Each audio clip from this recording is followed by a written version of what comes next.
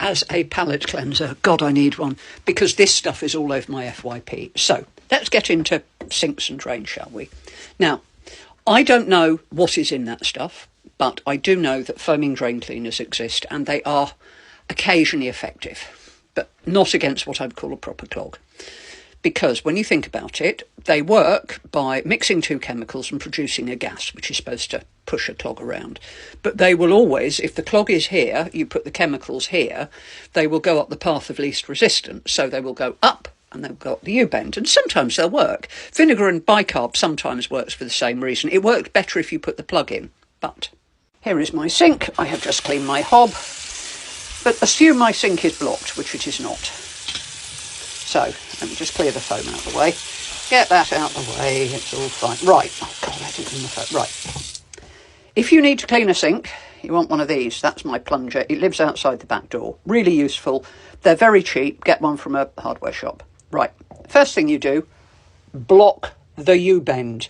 What I do with mine is I actually put a piece of duct tape over it. And if, like me, you have twin sinks, block both of them and put the plug in there. But if my sink it blocks both sides. So I put the plug in on that one, I put thing there, and I plunge. And you plunge, you do it with the water in, and you put it in, and I can't do it with two hands, but you move this up and down, and it shakes the water, and it will work better than that foaming stuff. And if that doesn't work, you can put chemicals down. Of course you can. And sometimes they do work. You can buy them at the supermarket. They're not expensive. But the problem with that is they don't always work. And the next step means that you have to take the pipes apart, which I'm just about to show you. And you don't want a caustic chemical like caustic soda, which is what they're basically made of with a gelling agent in there, because you might burn your hands. So this is a diagram of what's under your sink. Now, oh God, where's my hand? That's where the waste of the sink goes. And it comes down here and up and out there. So usually there's a pipe. Oh God, you've got a pipe going up there to your thing. So clear out onto your sink, get a bucket or a bowl, and if it's really full, bail out a load of the water into the bucket or bowl and pour it down the loo. Then you unscrew that and you unscrew that. As you unscrew that, water will start pouring out into your bucket. You unscrew that, and you have a look. And usually you'll find something's blocking it. Take it to another sink, do not forget that, and clear it.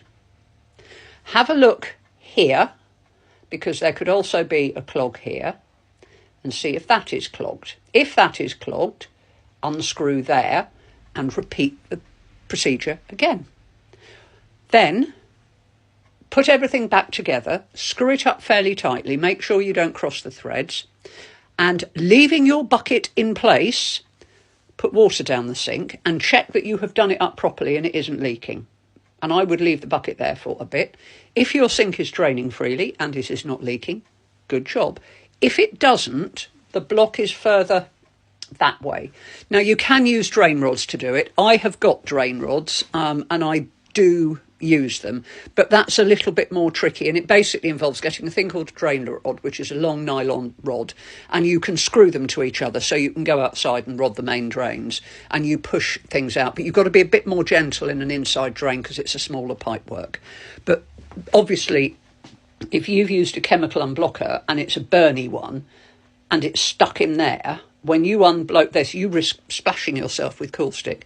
So it's far better to start by putting a hot kettle, a kettle of hot water down there.